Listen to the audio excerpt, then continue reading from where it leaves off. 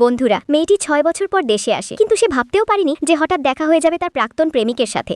সে তখন নতুন প্রেমিকাকে কুলে নিয়ে হাঁটছিল। হঠাৎ মুখোমুখি হয়ে যাওয়ায় দুজনের মাঝের পরিবেশটা বেশ অস্বস্তিকর হয়ে ওঠে। ঠিক তখনই ছোট্ট একটি বাচ্চা জিজ্ঞেস করল, মা, এই সুন্দর আঙ্কেলকে? নারীর পাশে দাঁড়িয়ে থাকা ৫ বছরের বাচ্চাটিকে দেখে লোকটি অবাক হয়ে গেল। অদ্ভুত এক অনুভূতিতে সে নিজের একটি ভিজিটিং কার্ড বাড়িয়ে দিয়ে বলল, তুমি একা একটা বাচ্চা মানুষ করছো? যদি কোনো কষ্ট বা সমস্যা হয় আমাকে জানিও। সে ভেবেছিল এটা শুধু হঠাৎ দেখা হওয়ার একটা সাধারণ ঘটনা, কিন্তু সে কল্পনাও করেনি যে পরের দিনই সেই নারী সত্যিই কার্ডটা হাতে নিয়ে তাকে ফোন করবে। ফোনে নারী শান্ত কণ্ঠে বলল, এই শিশুটি তোমারই ছেলে। ৫ বছর আগে যখন আমরা আলাদা হয়েছিলাম তখন আমি ইতিমধ্যেই গর্ভবতী ছিলাম। ৬ বছর আগে এই নারী ছিল লু ইয়ানের প্রেমিকা। তাদের প্রতিবার ঘনিষ্ঠতার পর লু ইয়ান তাকে জোর করে গর্ভনিরোধক ওষুধ খেতে দিত, কিন্তু তবুও সে গর্ভবতী হয়ে পড়ে। সে জানতো এই মানুষটি কখনোই তার দায়িত্ব নিতে চাইবে না, তাই একদিন সে হতাশ হয়ে নিজেই বিচ্ছেদের কথা বলে দেয়। সে বলেছিল, লু ইয়ান, আজ থেকে আমাদের আর কোনো যোগাযোগ থাকবে না। লোকটি খুব শান্তভাবে শুধু বলেছিল, ঠিক আছে। এই একটি সাধারণ ঠিক আছে কথাটাই লিনসাংইউর ৮ বছরের একতরফা ভালোবাসাকে পুরোপুরি ভেঙে দিয়েছিল। ৮ বছর ধরে সে নিজের সবকিছু দিয়েছিল, কিন্তু শেষ পর্যন্ত নিজেকে এমন এক মানুষে পরিণত হতে দেখেছিল